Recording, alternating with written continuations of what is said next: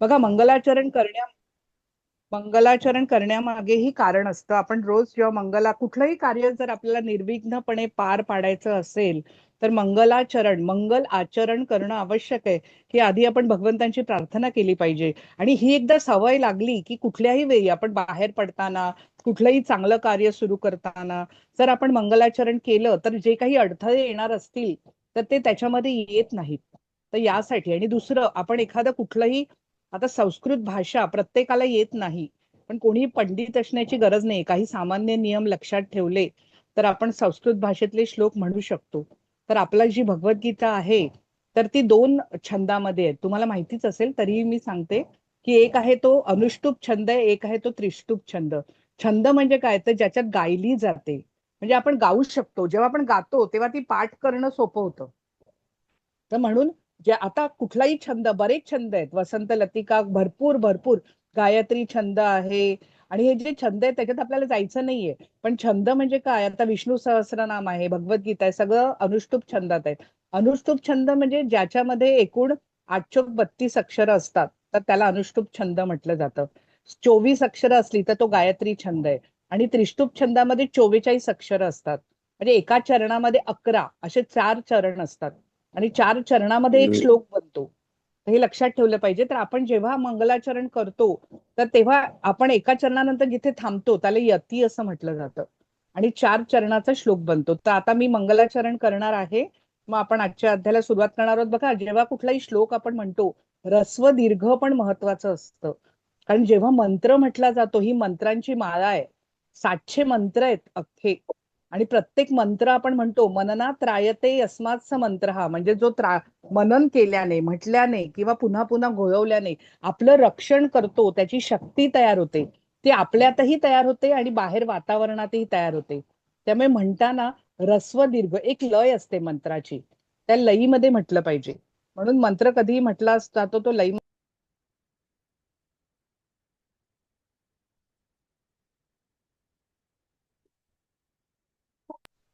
हरे कृष्ण. तर मंत्राची लय असते, म्हणून नमो भगवते वासुदेवाय. हे पण नमो, न ला जेवढा वेळ लागणार त्याच्या दुप्पट वेळ मौला लागला पाहिजे. ओम नमो भगवते वासुदेवाय. ओम नमो भगवते वासुदेवाय. ओम नमो भगवते वासुदेवाय. आता हे जे मी मंगलाचरण म्हणते ते उपोद्घात, जर तुमच्याकडे पुस्तक असेल तर पुस्तकामध्ये उपोद्घात म्हणून जे दिलंय त्याच्यामध्ये संपूर्ण हे आलेलं आहे. तर त्याच्यात आपण वाचू शकता. तर मी ते म्हणणार आहे. ओम अज्ञानतिमिरांधस्य ज्ञानाञ्जनशलाकया चक्षुरुन्मीलितं येन तस्मै श्रीगुरवे नमः.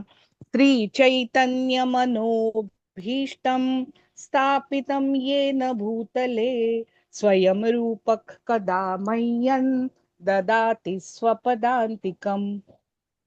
वन्देऽहं श्रीगुरो श्रीयुतपदकमलं श्रीगुरुन् वैष्णवांश्च श्रीरूपं साग्रजातं सहगण रघुनाथान्वितं तं सजीवं साद्वैतं सावधूतं परिजनसहितं कृष्णचैतन्यदेवं श्रीराधाकृष्णपादान् सहगणललिता श्रीविशाखान्वितांश्च हे कृष्ण करुणा सिन्धो दीनबन्धो जगत्पते गोपेश गोपिका कान्त राधाकान्त नमोऽस्तु ते.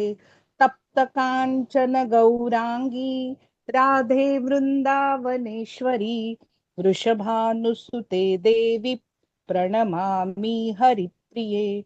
वाञ्छाकल्पतरुभ्यश्च कृपा सिन्धुभ्य एव च पतितानां पावनेभ्यो वैष्णवेभ्यो नमो नमः. नमः ॐ विष्णुपादाय कृष्णप्रेष्ठाय भूतले श्रीमते भक्तिवेदान्त स्वामिन् इति नामिने. नमस्ते सारस्वते देवी गौरवाणी प्रचारिणे निर्विशेष शून्यवादी पाश्चात्य देशतारिणे जय श्री कृष्ण चैतन्य प्रभु नित्यानंद श्री अद्वैत गदाधर श्रीवासादि गौर भक्त वृंद हरे कृष्ण कृष्ण कृष्ण हरे हरे हरे राम राम राम हरे हरे. सर्वप्रथम आपण श्री श्री राधा गोविंद यांच्या श्रीचरणी प्रणाम करूया. त्यानंतर श्रील प्रभुपाद यांची जी गीता, यथारूप गीता, जशी आहे तशी, जी गुरु परंपरेने आलेली आहे, अशी जी गीता, तिचं भक्ती वेदांत भाष्य, त्याचा आपण अभ्यास करतो आहोत. त्यांना आपण सर्वजण प्रणाम करूया. नामानिष्ठदास प्रभूजी इस्कॉन मँगलोरूचे जे अध्यक्ष आहेत आणि त्याच्याशी आपण जोडलेले आहोत आणि त्यांनी हा अभ्यासक्रम सुरू केलाय, म्हणून आपण 7-8 लेवल पर्यंत याचा अभ्यास करू शकतो. आणि म्हणून याच्यासाठी आपण सर्वजण त्यांना प्रणाम करूया. अन्वया माताजी, पूजा राखे माताजी, मनीषा माताजी, कार्तिकी माताजी, मुग्धा माताजी यांनी हा मराठीतून चालू व्हावा म्हणून खूप प्रयत्न केले. मातृभाषेतून अभ्यास केला की तो आपल्या हृदयापर्यंत जाऊन पोहोचतो, त्याचा अर्थ सहजपणे उलगडतो. आणि अशा रीतीने हा जो प्रवास आहे तो अत्यंत सोपेपणाने होतो. म्हणून आपल्या भाषेत शिकणं, आपण विचार ज्या भाषेत करतो त्या भाषेत शिकल्यावरती ते विचार आपल्या अंतर्मुख करायला लावतात आणि आपल्या पूर्ण हृदयापर्यंत जाऊन पोहोचतात. म्हणून त्यांना आपण धन्यवाद केलं पाहिजे. त्यांना मी प्रणाम करते आणि आपणा सर्वांचं स्वागत करते आणि आपणा वैष्णव भक्तांना मी प्रणाम करते. आपली ही आध्यात्मिक यात्रा आहे आणि त्याच्यामध्ये आपण योगशास्त्र पाहतो आहोत. योग म्हणजे जोडणं, भगवंतांशी जोडलं जाणं. आणि शास्त्र म्हणजे काय, तर जे शासन करून आपलं त्राण करतं, म्हणजे आपलं रक्षण करतं, ते शास्त्र. तर हे योगाचं शास्त्र आपण शिकतो आहोत आणि ही ब्रह्मविद्या आहे. ब्रह्म म्हणजे आत्मा. ब्रह्माचे 2 अर्थ आहेत, एक आहे आत्मा आणि एक आहे परमात्मा किंवा परब्रह्म. तर अशा रीतीने ही सगळी संपूर्ण यात्रा आपली दुसऱ्या लेवलची चालू आहे. माताजी पुढची स्लाइड. तर आता अर्जुन भगवंतांना प्रश्न विचारतोय आणि भगवंत त्याला उत्तरं देत आहेत आणि ती उत्तरं जी आहेत आणि ते प्रश्न हे अर्जुनासाठी नाही आहेत, हे तर आपल्यासाठी आहेत. आपल्या मनातल्या प्रश्नांची उत्तरं भगवान देत आहेत. तर सर्वप्रथम लक्षात ठेवलं पाहिजे, अध्यात्म जे जे काही आत्म्याशी संबंधित आहे ते अध्यात्म आहे आणि जे जे देहाशी संबंधित आहे ते अधिभौतिक किंवा भौतिक आहे. तर आपण जर आजूबाजूला पाहिलं तर आपल्या आजूबाजूला 2च गोष्टी आहेत, एक आहे देह आणि आत्मा. देह कसे मिळालेत, 84 लाख योनी आहेत. पशु आहे, पक्षी आहे, वृक्ष आहे, दगड आहे. तर हे सगळे बाहेरचे आवरण जे आपण पाहतो, तर त्यांना जे देह मिळाले ते पंचमहाभूतांपासून बनलेले आहेत. पण प्रत्येकामध्ये राहणारा आत्मा एकच आहे. म्हणजे तो आत्मा हे भगवंतांचा अंश स्वरूपात प्रत्येकामध्ये आहे. त्यामुळे आपण बघताना बघतो ते बाहेरचे देह पाहतो आणि प्रत्येकाला वेगळं समजतो. पण जर प्रत्यक्षात जर आपण पाहिलं तर आतमध्ये आत्मा एकच आहे. ही पायरी कशी आहे, आधी आपण स्वतःला देह समजत असतो, जे आरशात आपण पाहतो ते मी आहे असं आपल्याला वाटत असतं. पण जसं अध्यात्मामध्ये येतो तर भगवंतांनी पहिला उपदेश अर्जुनाला केला की तू आत्मा आहेस, तू ब्रह्म आहेस. आणि अशा रीतीने जेव्हा मी आत्मा आहे असं जेव्हा म्हणतो तेव्हा दुसरी पायरी येते.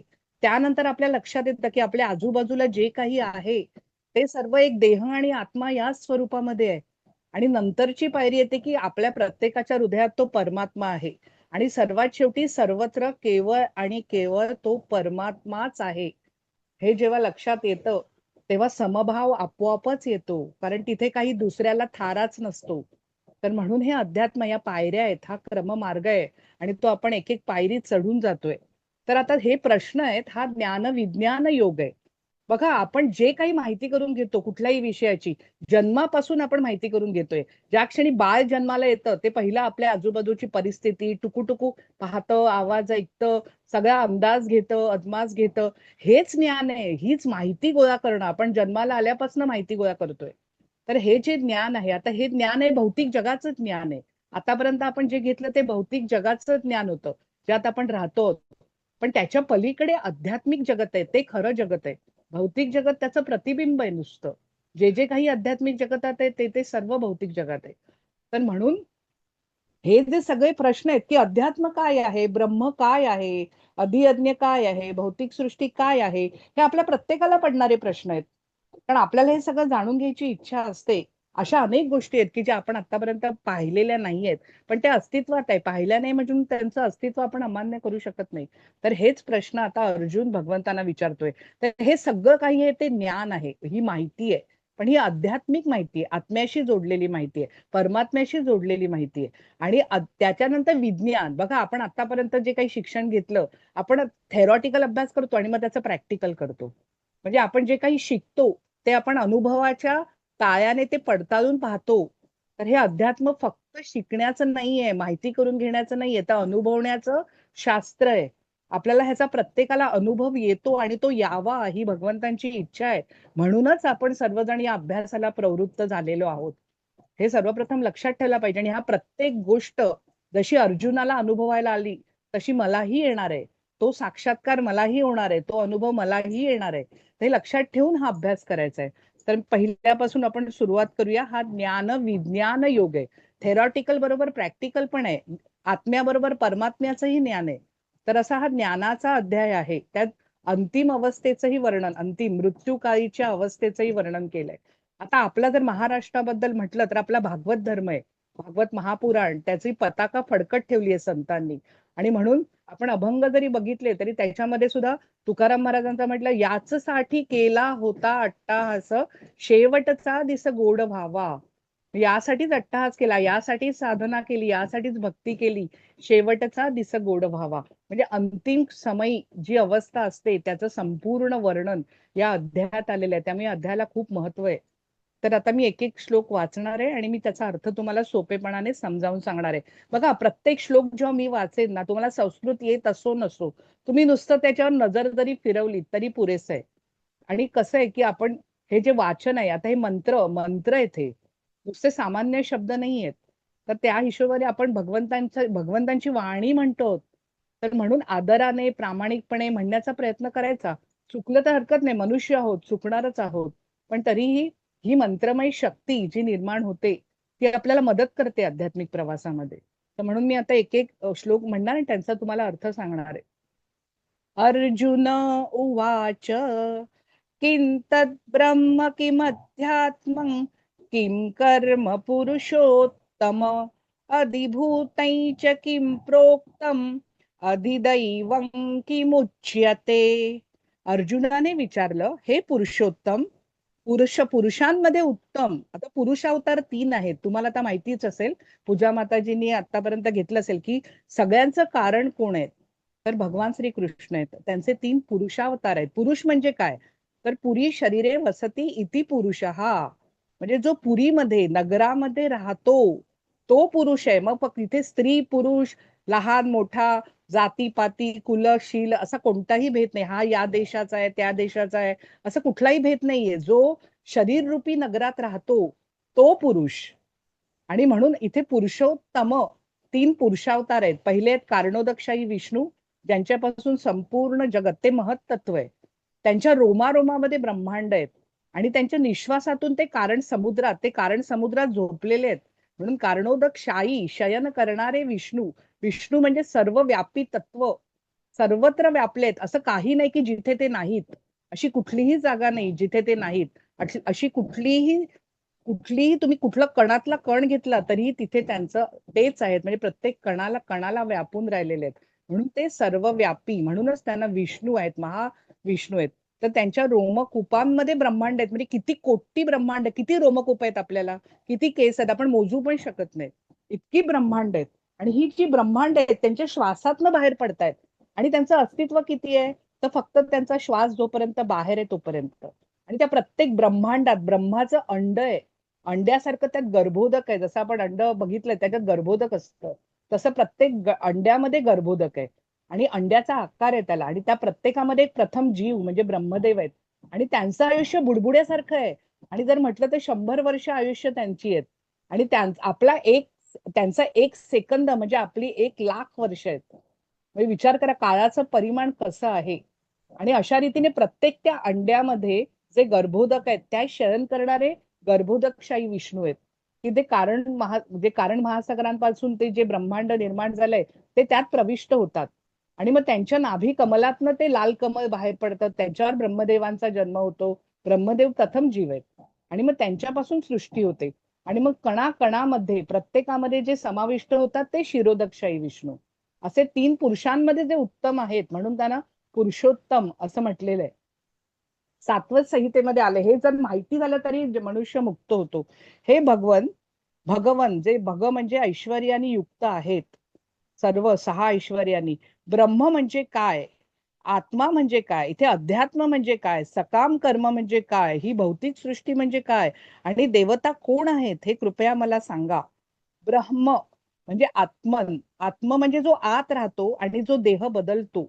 आत हा संस्कृत धातू आहे, त्याचा एक आहे जो अभ्यंतर आत राहणार आहे, आणि दुसरा अर्थ आहे की जो सतत आत्मन म्हणजे वेगवेगळे देह धारण करतो आणि वेगवेगळ्या जन्मातनं त्याची गती होत असते, भ्रमण करत असतो.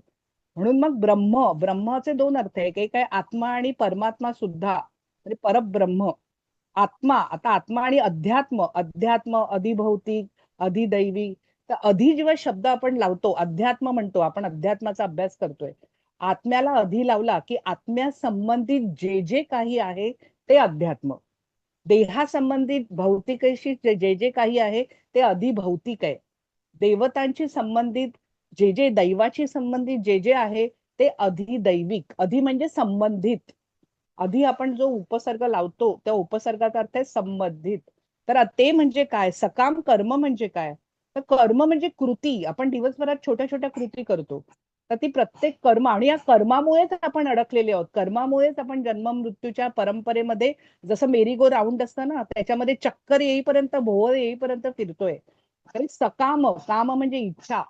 म्हणजे आपण कुठलंही कर्म बघा, आता एखाद्यासाठी, आता मी पण कोणासाठी कर्म करणार, तर मला पहिला मनात काय असतं की मला काय मिळणार, किंवा मी कोणाला काही दिलं तर तो मला काय देणार. तर आपल्या मनामध्ये ही जी अपेक्षा आहे, ही आशा आहे, तर त्याच्यामुळेच दुःख येतं. कारण आपल्याला प्रत्येकाकडनं अपेक्षा असते, आपण काही केलं तर आपल्याला काहीतरी पाहिजे असतं, आणि त्याच्यामुळेच आपण दुःखी होतो. तर म्हणून हे निष्काम कर्म करायचंय, कर्म कर्म म्हणून करायचंय, जबाबदारी म्हणून करायचंय, कर्तव्य म्हणून करायचंय, धर्म म्हणून करायचंय. हा धर्म आहे. धर्म म्हणजे हिंदू, मुस्लिम, ख्रिश्चन, जैन, बौद्ध, हा धर्माचा अर्थ भगवंतांना अभिप्रेत नाहीये. धर्म म्हणजे आपली जबाबदारी, आपल्या कुटुंबासाठी असलेला धर्म, स्वतःसाठी असलेला धर्म, शेजाऱ्यासाठी असलेला धर्म, आपल्या सोसायटीसाठी असलेला धर्म, आपल्या नगरासाठी असलेला, राष्ट्रासाठी असलेला, त्यानंतर मानवतेसाठी आणि प्राणी मात्रांसाठी असलेला धर्म. म्हणजे आपली काहीतरी जबाबदारी आहे, देणं घेणं आहे, ते फेडण्यासाठी आलोय. ते ऋणानुबंध आहेत. तर हा धर्माचं पालन म्हणजे हे ऋणानुबंध फेडले पाहिजेत. जर फेडले नाही आणि संन्यास घेऊन हिमालयात निघून गेली एखादी व्यक्ती, तर मग काय उपयोग आहे. तर तुम्ही जर काही फेडलंच नाही, जर तुमचं देणी घेणी पुन्हा पुन्हा यावं लागेल. म्हणून सकाम कर्म, कर्म म्हणजे कृती, ती इच्छेने अपेक्षेने नाही करायची, तुमचं ते कर्तव्य आहे, तुमचं ते ऋण आहे, तुमचं देणं घेणं आहे, म्हणून आपण जन्माला आलो. तर म्हणून ते म्हणजे काय, आणि भौतिक सृष्टी, भौतिक म्हणजे पंचमहाभूतांपासून बसलेली सृष्टी. पंचमहाभूत कुठली आहेत, पृथ्वी, आप, तेज, वायू, आकाश. तर यांच्यापासून सृष्टी ऍक्च्युली बनत नाही, ती व्यक्त होते आणि अव्यक्त होते. आणि देवता कोण आहेत, आता देवता कोण आहेत, तर जशा योनी आहेत 84 लाख, जशी मनुष्य योनी आहे तशी देवता योनी आहे. तर देवता योनी जी आहे त्याच्यामध्ये दिव्य शरीराचे जीवात्मे आहेत. त्यांना ब्रह्मांडाचा कारभार करण्यासाठी ठेवलेलं आहे, त्यांना शक्ती प्रदान केली आहे भगवान श्रीकृष्णाने, आणि म्हणून तो कारभार ते चालवतायत. तर त्या देवता आहेत, ते शक्तिशाली जीवात्मे आहेत. तर हे सगळं अर्जुन विचारतो आहे भगवंतांना. पुढची स्लाइड माताजी. अधियज्ञ कथक कोत्र देहेस्मिन् मधुसूदन प्रयाण काले च कथन नेयोसी नियतात्मभिः. हे मधुसूदन, मधु नावाच्या दैत्याला भगवंतांनी मारलंय म्हणून त्याला मधुसूदन, मधु नावाच्या दैत्याला मारणारे. यज्ञाचा अधिपती कोण आहे, या देहामध्ये तो कसा निवास करतो, आणि भक्तिमय सेवेमध्ये युक्त झालेले पुरुष मृत्यू समयी तुम्हाला कसे जाणू शकतात. तर हा प्रश्न आहे त्याचा. यज्ञाचा अधिपती, आता यज्ञ म्हणजे खरं तर काय, तर आपलं केलेलं कुठलंही कर्म जे आपण भगवंतांसाठी करतो तो यज्ञच आहे. आपण एखादा घास घेतो, तर घास घेताना सुद्धा आपण म्हणतो ना, वदनी कवल घेता नाम घ्या श्रीहरीचे. सहज हवन होते, ते सहज हवन होतंय, सहज यज्ञ होतोय. नाम घेता फुकाचे, नुसतं नाव घेतल्यावर मग तुम्ही जणू काही समिधा, जणू काही तुम्ही आहुती अर्पण करताय. म्हणजे आपलं प्रत्येक कृती यज्ञ बनली पाहिजे, जे विष्णूंच्या कृष्णांच्या संतुष्टीसाठी केलं जातं. मग तुम्ही श्वासही घेताय तो त्यांच्यासाठी घेताय. आपलं प्रत्येक कर्म त्यांच्याशी जोडून द्यायचं. आणि म्हणून त्यांनी म्हटलंय की यज्ञ हे यज्ञच आहे. आपलं प्रत्येक कर्म स्वतःसाठी केलेलं, कुटुंबासाठी केलेलं, कोणासाठी करो, दिवसभर सकाळी दात घासण्यापासून झोपेपर्यंत जे काही आपण करतो, प्रत्येक गोष्ट जर देहच त्यांनी दिलाय तर त्यांच्याशी जोडून द्यायची. प्रत्येक गोष्ट जेव्हा त्यांच्याशी जोडून देतो तेव्हा ती भक्तिमय दिव्य सेवा बनते आणि आपलं आयुष्य भक्तिमय बनून जातं आणि अत्यंत दिव्य बनून जातं आपलं सामान्य आयुष्य. कर्म तीच आहेत, करणारेही तोच आहे, आपणच आहोत. फक्त तिथे मी राहत नाही, कारण करणारा मी नसतोच, करणारा तो असतो. आणि म्हणून इथे जे म्हटलंय ना त्यांनी, देहामध्ये तो कसा निवास करतो, देहामध्ये कसा प्रविष्ट होतो. आपण देहात राहतोय, देह आणि आपण वेगळे आहोत. हे सर्व तो रथ आहे आपला, ती पुरी आहे आपली, ते नगर आहे आपलं, ते साधन आहे आपलं, ते कार्यक्षेत्र आहे आपलं, जे दिलंय आपल्याला कर्म करण्यासाठी, कृती करण्यासाठी. आणि म्हणून त्याच्यासाठी ते देहामध्ये तो कसा निवास करतो. आणि भक्तिमय सेवेमध्ये युक्त झालेले पुरुष, इथे पुरुष या शब्दाचा अर्थ स्त्री पुरुष नाहीये. पुरुष या शब्दाचा मी आता तुम्हाला सांगितलं, पुरी शरीरे, शरीर रूपी पुरीमध्ये वसती जो राहतो तो पुरुष आहे. तर हे लक्षात ठेवून, सॉरी पुढची स्लाइड माताजी. जरा मरण मोक्षाय मामाश्रित्य यतन्ति ये, ते ब्रह्म तद्विदुकृष्णम अध्यात्मम कर्म चाखिलम. हे 7व्या अध्यायातले 2 श्लोक इथे आलेले आहेत. तर ते आपण इथे या संदर्भात आहेत म्हणून इथे घेतलेले आहेत. तर आधी मी कर्म म्हणजे काय ते पटकन तुम्हाला सांगते. कर्म म्हणजे कृती. आता या कर्माचं काय आहे, आपण आता जी कर्म करतोय, नवीन नवीन कर्म करतोय आपण. म्हणजे आता काही, आता मी तुमच्याशी बोलते, हे कर्म आहे, एक कृती आहे माझ्याकडून घडलेली. तर या कृतीचे परिणाम असतात तीन, खरं तर तीन असतात. एक म्हणजे त्यातनं काहीतरी आपण चांगलं करतोय, कोणासाठी तरी शास्त्रानुसार करतोय किंवा गुरूंच्या आज्ञेनुसार करतोय, आता विधी विधानानुसार करतोय, नीतीनुसार करतोय, ते उत्तम कर्म आहे. मग त्याचं तुम्हाला काहीतरी बक्षीस मिळणार, कारण तुम्ही काहीतरी चांगलं कर्म केलं. तर हे जे बक्षीस आहे तेच पुण्य आहे, त्याला पुण्य म्हणतात. आणि तुम्ही कोणाचं काही वाईट केलं किंवा जे शास्त्रात सांगितलं नाहीये ते केलं, तर त्याचा अर्थ काय आहे, हे शास्त्र विरुद्ध आहे. मग त्याला काय म्हटलं जातं, ते पापकर्म आहे, ते वाईट कर्म आहे, कारण तुम्हाला त्याची शिक्षा भोगावी लागणार. पण गंमत अशी आहे, ही शिक्षा आणि हे बक्षीस लगेच नाही मिळत. म्हणजे तुम्ही एखाद्याचं वाईट केलं की लगेच कोणीतरी येऊन तुमच्या थोबाडीत मारत नाही. तर ती शिक्षा मिळायला काही वेळ जावा लागतो, काही काळ जावा लागतो. तोपर्यंत ही कर्म एका आपलं अकाउंट असतं, आपली पोटडी असते, त्यात जमा होतं. त्याला संचित म्हणतात. आणि हे जे संचित आहे आपल्या प्रत्येकाचं, आपण घेऊन फिरतोय प्रत्येक जन्मात, आणि त्या प्रत्येक जन्मात नवीन नवीन त्या अकाउंटमध्ये भर पडते पापक पुण्याची. आणि या जन्मात तुम्हाला काय बघा, आता जे आपण कर्म करतोय ते क्रियमाण आहे, जे आपलं जमा होत आहे ते संचित आहे, आपलं अकाउंट. आणि त्याच्यात आपल्याला आत्ताच्या या जन्मात काय भोगावं लागणार आहे, ज्या क्षणी आपण जन्म घेतला, ती भाग्य देवता, ते दैव, ते आपल्या कपाळावर आपला विधी लिहून टाकतं.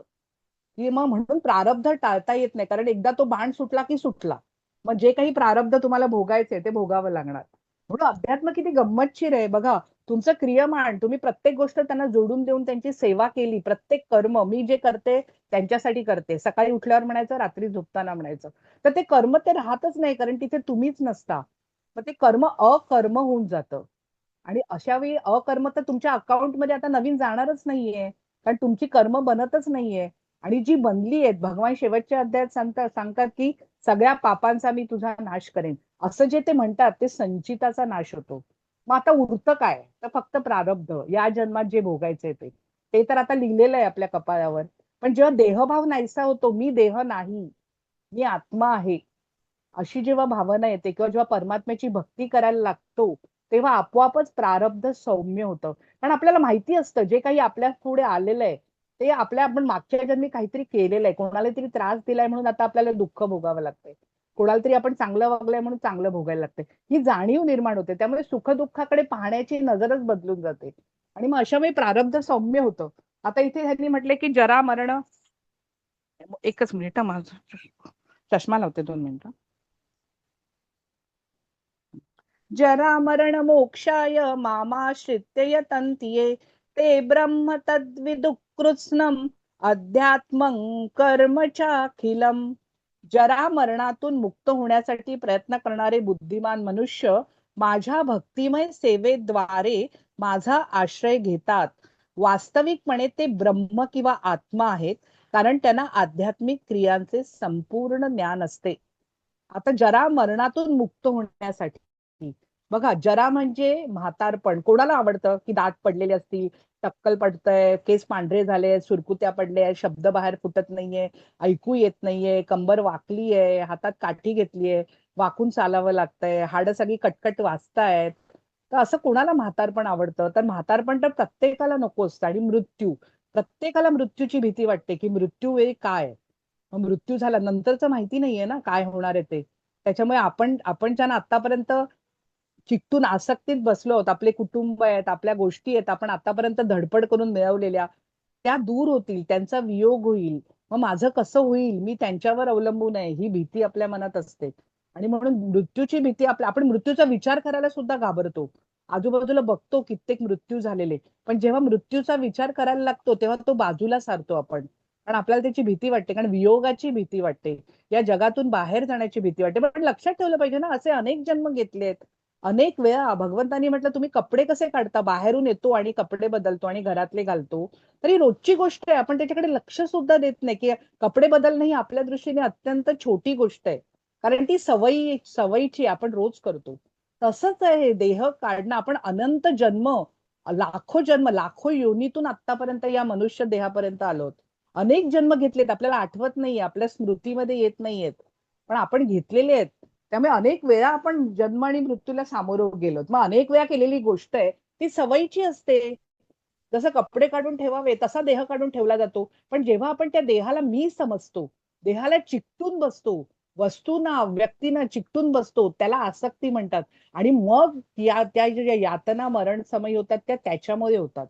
कारण आपण इतके चिकटलेले असतो किंवा त्यातनं सोडायची वेळ येते, तेव्हा अक्षरशः पायाखालची जमीन सरकते. आणि अशी हरे कृष्ण माताजी, आवाज ब्रेक होतो तुमचा.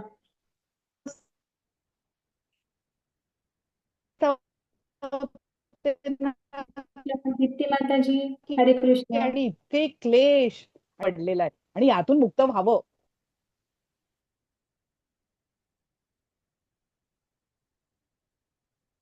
हरे कृष्ण.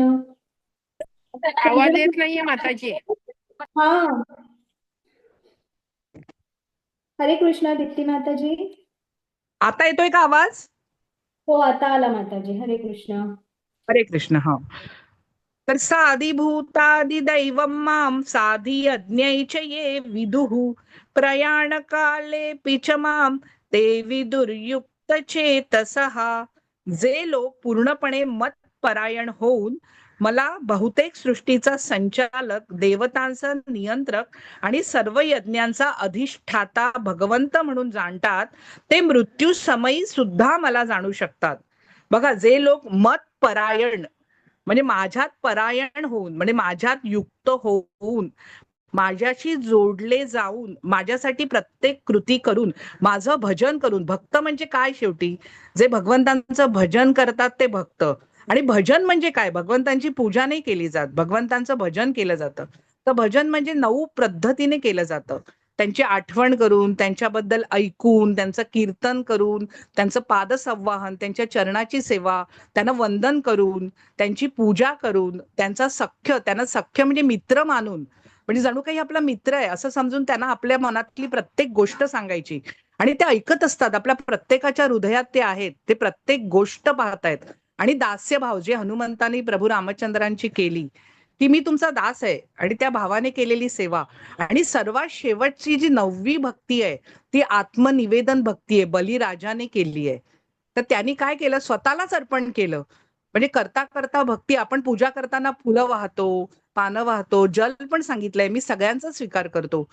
म्हणजे भक्तांकडनं त्यांना अपेक्षा नाहीये, तुम्ही फक्त मनामध्ये भक्तिभाव ठेवा. मग तुमच्याकडे काहीही नसेल तरी हरकत नाही, पाणी जरी अर्पण केलं ना, तुमचा भक्तिभाव जरी अर्पण केला, तरी मी तो प्रेमाने स्वीकार करतो. आणि म्हणून असं करता करता स्वतःलाच अर्पण करून टाकायचंय. म्हणून आत्मनिवेदन भक्ती जी आहे ती आत्मनिवेदन भक्ती बलिराजाने केली आहे, ती सर्वश्रेष्ठ भक्ती आहे. सगळ्यांचं परिणिती त्याच्यामध्ये होते. आणि म्हणून सृष्टीचा संचालक, जी सृष्टी आहे तिचं चालन किंवा ते नियंत्रण कोणाकडे आहे, तर त्यांच्याकडे आहे. सगळ्या देवतांचं नियंत्रण, देवता त्यांच्या अधिपत्याखाली काम करतायत. आणि सर्व यज्ञाचा अधिष्ठाता, आपण जे काही करतो, कर्मकांडात्मक यज्ञ असो किंवा आपले दैनंदिन यज्ञ असो, तर सगळ्यांचे अधिष्ठाता भगवान आहेत. आता हे का सांगितलंय माहितीये का? बघा, जर एखाद्याने म्हटलं मी आयुष्यभर काही करणार नाहीये आणि शेवटच्या क्षणी मी त्यांची आठवण करेन, तर तसं शक्य नाहीये. अंते मतिही सा गतिही. शेवटच्या क्षणी जी मती असते, जो भाव असतो, जी बुद्धी असते, तशी गती प्राप्त होते, तसा पुढचा जन्म प्राप्त होतो. मग एखाद्या व्यक्ती म्हणे आयुष्यभर मी जे काही करेन आणि शेवटी मी भगवंतांची आठवण करेन, तर तसं का शक्य नाहीये? कारण आपण आयुष्यभर जे काही करतो तेच फक्त शेवटच्या क्षणी आठवतं. म्हणून खरी साधना, खरी उपासना ही आयुष्यभर करायची असते. आणि ती कशासाठी? की शेवटचा दिवस गोड व्हावा, शेवटचा दिवस गोड होण्यासाठी. जी मृत्यूची भीती आहे ती आपोआप नाहीशी व्हायला लागते, जसं आपण भगवद्गीतेचा अभ्यास करायला लागतो. आणि म्हणून मृत्यू समयही ते जाणू शकतात, कारण त्यांनी आयुष्यभर तो अभ्यास केलेला आहे. आयुष्यभर त्याचं आयुष्य सेवा बनलेलं आहे. तर ती व्यक्ती, कारण प्रत्येक क्षण शेवटचा आहे. तुम्ही काय सांगू शकता कुठला क्षण शेवटचा आहे? तो क्षण खरा आहे, उद्या काय होणार आहे कोणी सांगू शकत नाही. म्हणून आपल्याला आहे त्या क्षणामध्ये जगता आलं पाहिजे. भूतकाळ होऊन गेला, तो आता झाला, आता त्याच्याकडे वळून बघण्यात अर्थ नाहीये. आणि पुढे काय होणार आहे आपल्याला माहिती नाहीये. मग आहे काय आपल्याकडे? तर फक्त आताचा क्षण, आताचा श्वास.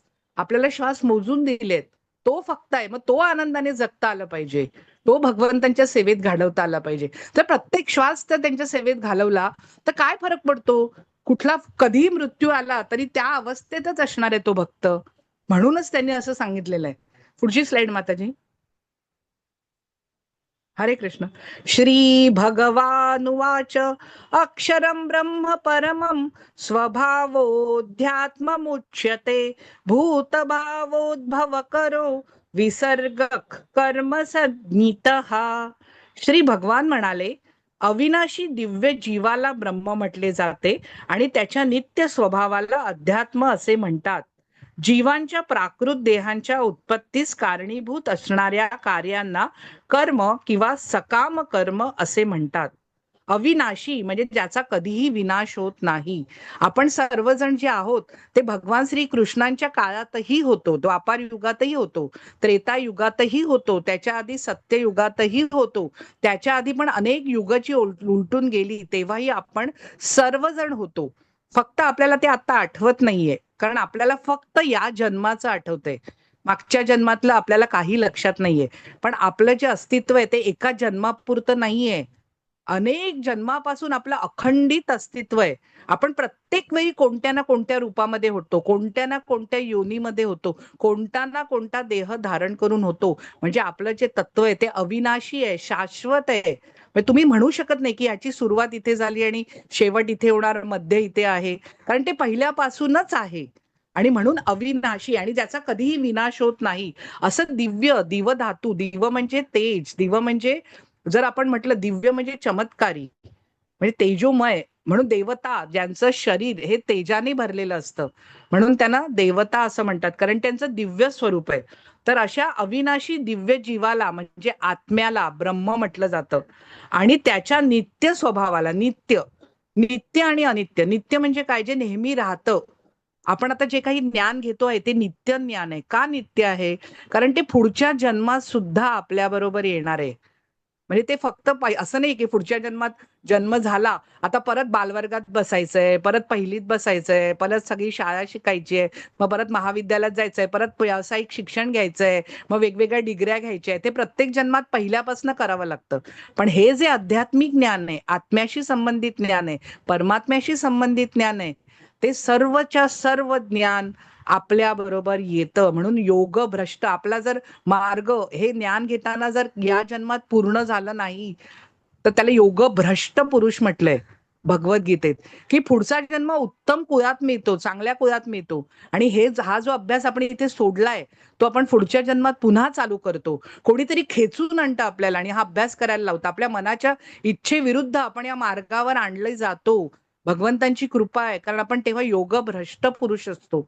या मार्गावरनं काही कारणाने कुटुंबाचा विरोध आहे, काही परिस्थिती उद्भवते की तो अभ्यास बाजूला पडतो, पण तो कधीही नाहीसा होणारं ज्ञान नाहीये, म्हणून त्याला नित्य म्हटलेलं आहे. ते नेहमीच असतं.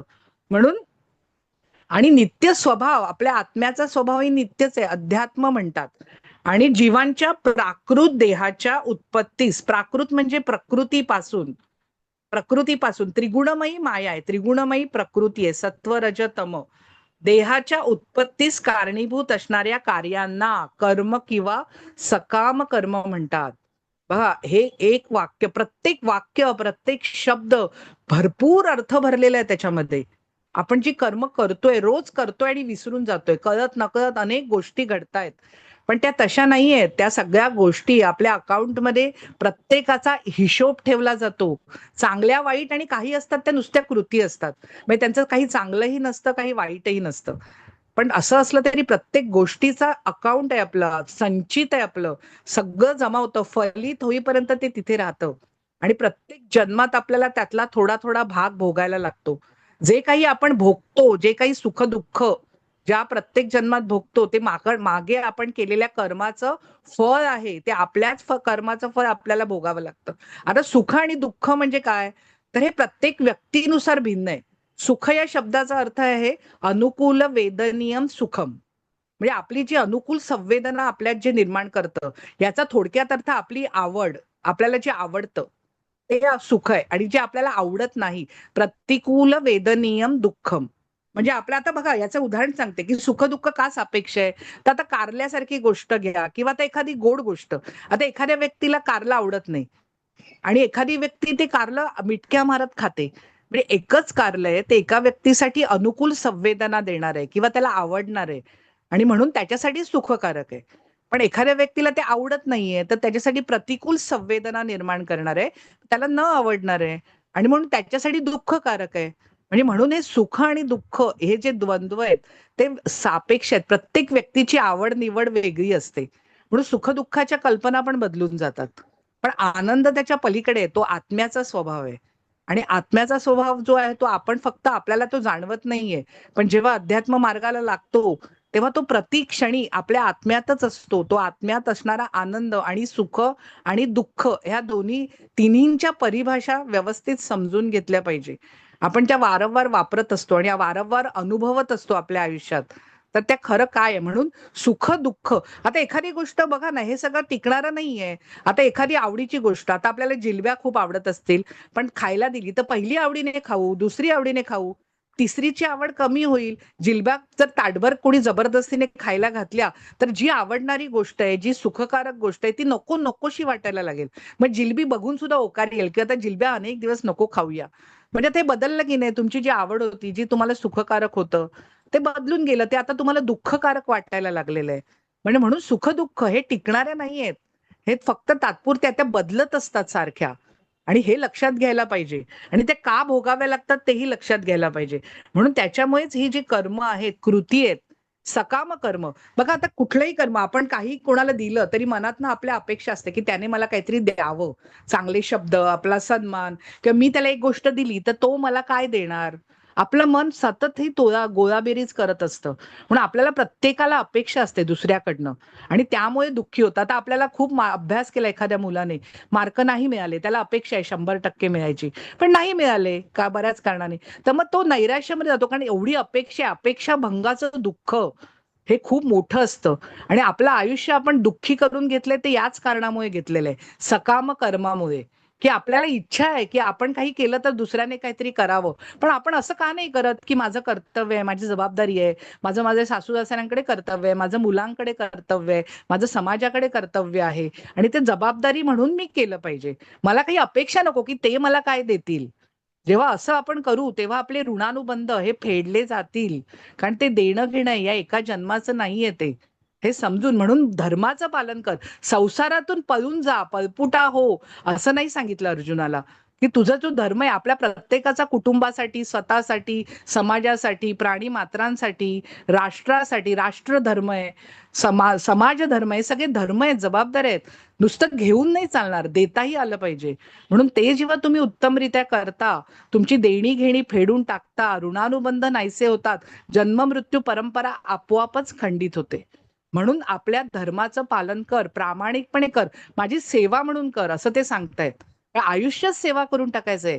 श्वास घेण्यापासून ते आहार घेण्यापासून प्रत्येक गोष्ट मी त्यांच्यासाठी करते, मग ती पवित्रच होणार आहे जी भगवंतांसाठी करणार आहोत. आणि पुढची स्लाइड माताजी.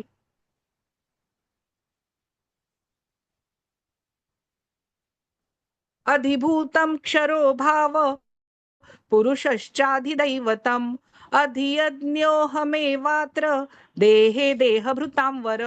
हे देहधाऱ्यांमध्ये श्रेष्ठ अर्जुन, बघा देहधाऱ्यांमध्ये म्हटलेलं आहे, देह धारण करणाऱ्यामध्ये. आता देह म्हणजे काय तर शरीर, शीर्यते तत् शरीरम, ज्याचा सतत क्षय होत असतो. आणि 84 लाख योनी आहेत, तेवढी शरीर आहेत, तेवढी इंद्रिय आहेत, त्यांचे विषय पण वेगवेगळे आहेत. बघा किड्याला ज्या गोष्टीत आनंद वाटतो तो माणसाला वाटू शकत नाही, कारण जो किड्याचा देह आहे त्यानुसार त्याची इंद्रिय आहेत आणि त्यानुसार त्याचा आनंद पण वेगळा आहे. त्याची इंद्रियानुसार त्याला मिळणाऱ्या जे सुखदुःख किंवा तो इंद्रियामार्फत जो विषय, आता डुकराला चिखलात लोळायला आवडतं, पण आपल्याला आवडेल का? तर नाही, कारण त्याच्या देहानुसार ते आहे. म्हणून देहधारी जीवात्मे, ज्यांनी देह धारण केलाय, ज्यांनी शरीर धारण केलेलं आहे, तर अशामध्ये जो श्रेष्ठ आहे तो अर्जुन, निरंतर परिवर्तनशील असणाऱ्या, निरंतर म्हणजे सतत, अंतर, अंतर म्हणजे जेव्हा आपल्यामध्ये काही म्हणजे आता दोन गोष्टी आहेत, त्यांच्यामध्ये जर काही जागा असेल किंवा त्यांच्यामध्ये काही स्पेस असेल, अंतर त्याच्यामध्ये, तर त्याला आता निरंतर म्हणजे काय, की बिलकुल अंतर नाही, बिलकुल स्पेस नाही, बिलकुल जागा नाही, जे सतत चाललेलं आहे, बिलकुल अंतर नाही मध्ये, म्हणजे कुठेही गॅप नाही, कुठेही थांबलेलो नाही. म्हणून निरंतर हा जो शब्द आहे, निरंतर परिवर्तनशील, परिवर्तन म्हणजे बदल, आपली प्रत्येक पेशी बदलत असते, आपणही बदलत असतो, फक्त आपण रोज आपल्याला आरशात बघतो, त्यामुळे हे बदल आपल्याला पटकन समजत नाहीत. पण जर एखादी व्यक्ती तुम्हाला खूप दिवसाने जर तिने पाहिलं, तर ती म्हण, अरे बाब्या काय, अरे किती बारीक झालास, किंवा किती जाडी झालीस, किंवा अरे काय तब्येत काय खराब झाली. हे कोण बघतो? जो तुम्हाला बऱ्याच दिवसांनी पाहतो, कारण हे बदल त्याला पटकन कळतात. पण आपण रोज आरशात आपल्या स्वतःच्या शरीराला पाहत असतो, स्वतःच्या शरीराला, कारण शरीर म्हणजे आपण नाही आहोत, आपण त्यात राहतो आहोत, आपला तो रथ आहे, आपलं ते साधन आहे. आणि अशामुळे ते परिवर्तनशील आहे, त्याच्यात बदल होत आहेत सतत. अशी भौतिक प्रकृती, कारण प्रकृतीपासून शरीर बनलेलं आहे आणि पंचमहाभूतापासून बनली आहे. बघा हे पंचमहाभूत का आवश्यक आहेत बघा. आता पृथ्वी आहे, आप आहे, जल, तेज आहे, वायू, आकाश. आपलं शरीर घ्या, जे सगळे भरीव पदार्थ आहेत, जे हाडं आहेत किंवा जे मांस आहे, ते सगळं पृथ्वी महाभूतापासून बनले. सगळे द्रव पदार्थ आहेत आपल्या शरीरातले, ते सगळे आप महाभूतापासून बनले आहेत. जे काही परिणमन होत आहे, जो जाठराग्नी आहे, पेशीमध्ये एन्झाईम्स आहेत, पेशीमध्ये पचन होत आहे, तर सगळीकडे हे परिणमनाचं कार्य त्या उष्णतेमुळे, म्हणूनच आपण जिवंत आहोत. आणि आपल्याला जर शरीर थंड पडलं, मृत माणसाचं थंड असतं, म्हणजे ते तेज महाभूत आहे. आणि वायू, ज्या गती घडतायत, प्रत्येक आपली कर्मेंद्रिय गती करतायत, शरीरात रसरक्त संवहन होतंय, श्वास जातोय येतोय, शरीरातली प्रत्येक गती ही वायू महाभूतामुळे होते. आणि ठिकठिकाणी पोकळ्या आहेत, जर पोकळ्या नसत्या तर मग कार्यच घडू शकणार नाही. आकाश महाभूत, पोकळ्या सर्वत्र आवश्यक आहेत. पोटामध्ये पण अन्न पचण्यासाठी थोडी जागा ठेवायला सांगितली आहे. पेशीमध्ये पण पोकळ्या आहेत. आपल्या शरीरामध्ये अनंत पोकळ्या, म्हणजे आकाश महाभूत आहे आपल्या शरीरात. आणि अशा रीतीने पंचमहाभूतांपासून असं आपलं पांचभौतिक शरीर आहे. म्हणून पांचभौतिक, म्हणून भौतिक जगतामध्ये ते वावरतं. प्रत्येक जगामध्ये वेगवेगळं शरीर लागतं. तुम्ही ज्या लोकात वावरणार आहात, जर तुम्हाला भौतिक जगात वावरायचं असेल तर तुम्हाला तिथे भौतिक शरीराची गरज आहे, तर ते नसेल तर तुम्ही तिथे वावरू शकणार नाही. आध्यात्मिक जगतात वावरायचं असेल तर तुम्हाला आध्यात्मिक शरीराची गरज आहे, जर ते नसेल तर तुम्ही त्या लोकात वावरू शकणार नाही. म्हणून हे लक्षात ठेवलं पाहिजे. भौतिक प्रकृतीला अधिभूत असं म्हणतात, जे भौतिक किंवा प्रकृतीशी संबंधित आहे. चंद्र सूर्यासारख्या देवदेवतांचा समावेश असणाऱ्या परमेश्वराच्या विराट रूपाला अधिदैव म्हणतात. आता हे कसं मी तुम्हाला सांगते. आता देवी देवता ज्यांच्याकडे आपण मागतो, मला नोकरी हवी, किंवा मला पैसे हवे, किंवा मला जे काही पाहिजे, मला घर घ्यायचंय, मला गाडी घ्यायची आहे, मला उत्तम आरोग्य हवंय, मला दीर्घायुष्य हवंय. आपण मागतच असतो, सतत काही ना काहीतरी मागत असतो. तर हे जे आपण देवी देवतांकडे मागतो, तर देवी देवता जे जे देतात ते सगळं भगवंतांच्या आदेशानुसार त्यांच्या नियंत्रणाखालीच देत असतात. हे सर्वप्रथम लक्षात ठेवलं पाहिजे, कारण ते देवी देवता या भगवंतांचे अवयव आहेत. म्हणजे देवी जे भगवंतांचं शरीर आहे ते त्यांच्यापासून बनलेलं आहे, त्यांचा अंग आहे. म्हणून देवी देवता कोण आहेत हे आधी समजून घेतलं पाहिजे. आता त्यांच्याकडे आपण मागतोय, त्यांचा आदर ठेवतोय, कारण ते ब्रह्मांडाचा कारभार चालवतात. आपल्याला आपल्या घराचा कारभार चालवताना आपण मेटाकुटीला येतो. अख्ख्या ब्रह्मांडाचा कारभार चालवायचा म्हणजे काय छोटी गोष्ट आहे का? ते पूर्ण अख्ख्या ब्रह्मांडाचा कारभार चालवतायत, म्हणून ते शक्तिशाली जीवात्मे आहेत. म्हणून ते देवता आहेत. ती एक योनी आहे, जशी मनुष्य योनी आहे, तशी राक्षस योनी आहे, असुर योनी आहे, तशी किडा, म्हणजे प्रत्येक योनीनुसार वेगवेगळी शरीर आहेत आणि त्यानुसार वेगवेगळे देह आहेत, वेगवेगळे लोक आहेत, जे आपण पाहू पण शकत नाही. हे सर्वप्रथम लक्षात ठेवलं पाहिजे. आणि म्हणून प्रत्येक देहधारी जीवामध्ये परमात्मा रूपाने मी पुरुषोत्तम भगवान वास करतो, म्हणजे राहतो, आणि मलाच अधियज्ञ असे किंवा यज्ञाचा अधिष्ठाता म्हणतात. बघा, इथेच त्यांनीच सांगितलं की प्रत्येक देहधारी जीवामध्ये ते परमात्मा रूपाने राहतात. आणि आपण जो काही यज्ञ करतोय, जे काही खातोय, पितोय, बघतोय, जे काही श्वास घेतो आहे, जे काही गंध घेतो आहे, जे काही अनुभवतो आहे, तर ते यज्ञच आहे. सर्व यज्ञच आहे. सर्व काही त्यांच्यासाठीच केलेली कर्म आहेत. आतापर्यंत आपण ती आपल्या स्वतःसाठी करत होतो. पण जेव्हा लक्षात येतं की देहही आपला नाहीये, तो प्रकृतीने दिलेला आहे, तो फक्त या जन्मापुरता आपल्याला वापरायला मिळालेला आहे. मग जी वापरायला मिळालेली वस्तू आहे ती माझी कशी असेल? जर माझी असती तर ती माझ्या बरोबर प्रत्येक वेळी आली असती, मी पुढच्या जन्मात पण घेऊन गेले असते. माझं घर असतं तर पुढच्या वेळी पण ते माझ्या बरोबर असतं. माझी गाडी असती तर पुढच्या वेळी पण आली असती. म्हणजे प्रत्येक गोष्ट, दागिने, जे जे काही मी धडपड करून गोळा केलेला आहे, ते फक्त मला या जन्मात वापरायला मिळालेलं आहे. हे जेव्हा लक्षात येतं तेव्हा धडपड थांबते. तेव्हा जितकं आपल्याला आवश्यक आहे तेवढं आपल्याला पुरेसं वाटायला लागतं. आणि हे किती महत्वाची आसक्ती नाहीशी होते, कारण कधीतरी नाहीसं होणार आहे. ही भावना मनात येते ना, तेव्हा तयारी होते मनाची. कारण आपण जोपर्यंत आपण म्हणजे देह म्हणतो, जेव्हा तो जळताना बघू तेव्हा किती यातना होतील. तो आपणच जळतोय असं वाटायला लागेल आपल्याला. पण देह कपड्यासारखा आहे, तो काढून ठेवायचा आहे. उलट किती छान आहे बघा, की म्हातारा झालेला देह आहे, आजारी झालेले, ऑपरेशन झालेला, अगदी अगदी दात पडलेले आहेत, काही दिसत नाहीये, ऐकू येत नाहीये, अशी अवस्था, जीर्ण वस्त्रासारखी अवस्था आहे, ज्याच्यातनं बाहेर पडल्यावर किती हलकं वाटेल खरं म्हणजे. तो I'm सगळा feeling जड. so well rested. 3 hours of sleep and I'm Which you needed. 100% better. Yeah. You agree with this? No, I agree with it. I'm not.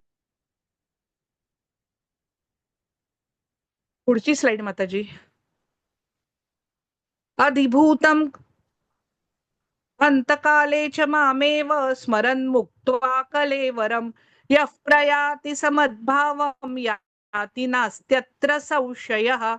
आणि अंतकाळी केवळ माझे स्मरण करीत जो आपला देहत्याग करतो, तो तत्काळ, तत्काळ शब्द बघा, एक एक शब्दाला महत्व आहे.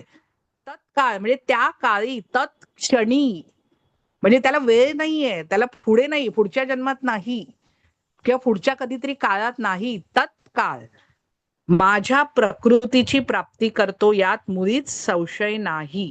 बघा, आता बाजूचं जे चित्र आहे ते पितामह भीष्मांचं आहे. त्यांनी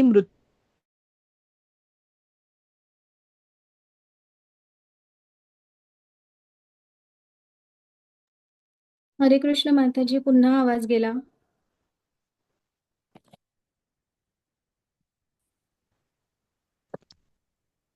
हरे आता येतोय कृष्ण. का? आता येतोय का बघा, मी इयरफोन लावलेत. हो, आता आला माताजी. हा, ठीक आहे. हा, येत हा. नसेल तेव्हा सांगा, नेटचाही इश्यू होतो ना, त्यामुळे कधी कधी आवाज येत नाहीसा होतो. हो हो. तर बाजूला जे चित्र आहे ना, ते भीष्म पितामहाचे आहे. ते वाट बघत होते उत्तरायणाची. उत्तरायण म्हणजे जेव्हा संक्रांत लागते तेव्हा उत्तरायण सुरू होतं. उत्तरायण म्हणजे काय आहे, तर देवतांचा दिवस आहे, आणि 6 महिने देवांचा दिवस आहे, आणि आपले 6 महिने. म्हणून प्रत्येक लोकामध्ये काळ वेगळा आहे. भूलोकामध्ये जो काळ आहे, आपले 6 महिने होतात तेव्हा देवांचा एकच दिवस होतो, आणि म्हणून त्याला उत्तरायण म्हणतात. आणि दक्षिणायनामध्ये देव झोपी जातात 6 महिने. म्हणजे त्यांची ती रात्र आहे आपले 6 महिने. म्हणून जे भीष्म पितामह आहे ते वाट बघत होते उत्तरायण व्हायची, म्हणजे देवांचा दिवस सुरू व्हायची. आणि म्हणून ते त्या शय्येवरती झोपलेले होते. म्हणजे तेव्हा त्या शय्येवरती ते आहेत बघा, आपण पाहतो आहोत बाजूला बाजूला सर्व भगवान श्रीकृष्ण सुद्धा आहेत. आणि त्यांनी केलेली जी स्तुती आहे, जे विष्णू सहस्रनाम आहे, ते भीष्माचार्यांनी म्हटलेलं आहे आणि ते युधिष्ठिराला त्यांनी उपदेश केलेला आहे. तर अंतकाळी म्हणजे अंत येतो, देहाचा अंत येतो, कारण आत्म्याचा अंत कधीच नसतो. केवळ माझं म्हटलं ना की अनन्य भक्ती येते. अनन्य भक्ती म्हणजे काय, की आपण अनेक जणांची भक्ती करतो, म्हणजे अनेक जण म्हणजे अनेक देवी देवतांची पूजा करतो, तर ते ठीक आहे. पण शेवटी अनन्य म्हणजे एकट्या भगवंतांशिवाय काहीही नाहीये. कारण देवी देवता सुद्धा त्यांचेच अंश आहेत, त्यांचेच अवयव आहेत, त्यांचेच अंग आहेत, त्यांच्या आदेशानुसार ते काम करतायत. प्रकृतीही त्यांच्या नियंत्रणाखाली त्यांच्या आदेशानुसार काम करते, हे लक्षात ठेवलं पाहिजे. म्हणून केवळ माझे अनन्य भक्ती, म्हणजे तुम्हीच फक्त अनन्य, अन्य कोणीही नाही, त्याला अनन्य भक्ती म्हणतात. अविचलित भक्ती, कुठल्याही परिस्थितीत ती कुठेही ढळू शकत नाही. माझं स्मरण करीत, आता इथे स्मरण भक्ती सांगितलेली आहे, म्हणजे आठवण करीत. जो आपला देहत्याग करतो, देह सोडतो, तो तत्काळ माझ्या प्रकृतीची प्राप्ती करतो, यात मुळीच संशय नाही, असं ते स्वतः सांगतायत. पुढची स्लाइड माताजी. यम यम वापि स्मरन् भावं त्यजत्यन्ते कलेवरम तम तमेवैति कौन्तेय सदा तद्भाव भावितः. हे कौन्तेय, हे कुंतीपुत्रा, आपल्या देहाचा, आपल्या शरीराचा, म्हणजे आपल्या साधनाचा त्याग करत असताना मनुष्य ज्या ज्या भावाचं स्मरण करतो, त्या त्या भावाची तो निसंदेह, म्हणजे त्याला शंकेला जागाच नाही, 100% प्राप्ती करतो. बाजूच्या चित्रात तुम्हाला दिसतंय तर भरत राजा येतो, आणि तो भरत राजाने आपलं राज्य सोडलं भक्ती करण्यासाठी, आपल्या सगळ्या पुत्रांवर राज्यकारभार सोपवला, आणि तो एका रानात येऊन राहायला लागला, कुटी बांधून. त्याने सगळं काही राज्य ऐश्वर्य सोडून दिलं. आणि तिथे त्याला एक हरिणी होती, त्याच्या मागे तिचं पाडस सापडलं, ती हरिणी मृत पावली, आणि ते पाडस ते घेऊन येऊन त्याची शुश्रूषा केली. आता ह्याच्यामध्ये लक्षात घ्यायला पाहिजे की त्या हरणाच्या पाडसाला त्यांनी जपलं, सांभाळलं, वाढवलं, यात काहीच हरकत नाहीये. पण ते करता करता ते त्याच्यात आसक्त झाले, सतत त्याचाच विचार. बघा, आपल्यासाठी जे महत्वाचं असतं आपण त्याचा नेहमी विचार करतो. आपल्याला आपण मनात विचार करून पाहिलं पाहिजे की आपल्यासाठी काय. आपल्या मनात जो विचार वारंवार येतो, जर पैशाचा येत असेल तर पैसा आपल्यासाठी महत्वाचा आहे, जर प्रकृतीचा येत असेल तर प्रकृती आपल्यासाठी सर्वाधिक महत्वाची आहे, जर कुटुंबियांचा येत असेल तर कुटुंबीय आपल्यासाठी महत्वाचे आहेत. कारण आपल्याला जर भगवंतांचं महत्व पटलं आणि त्यांचं जर महात्म्य आपल्या मनामध्ये ठसलं, तर आपल्या मनामध्ये सतत त्यांचाच विचार येईल. कारण आपल्याला तर समजलंय की ते किती महत्वाचे आहेत. पण तेच आहे ना की आता आपल्या दृष्टीने काय महत्वाचं आहे. तर त्या भरत राजाला सतत त्याच्या मनात चिंता, माझ्या नंतर काय होईल त्या पाडसाचं. म्हणून मरताना सुद्धा त्याच्या मनामध्ये तो विचार राहिला, आणि अशा वेळी मग त्याला तोच देह प्राप्त झाला, त्याने त्याचा विचार केला. म्हणजे बघा, त्याने राज्य सोडलं, पण त्याने फक्त हरणाच्या पाडसाची काळजी लागून राहिलेली, त्या काळजीपोटी आसक्ती. आपण कशाला विचार करायचा, बघणारे ते आहेत ना, ते घेतील काळजी सर्वांची.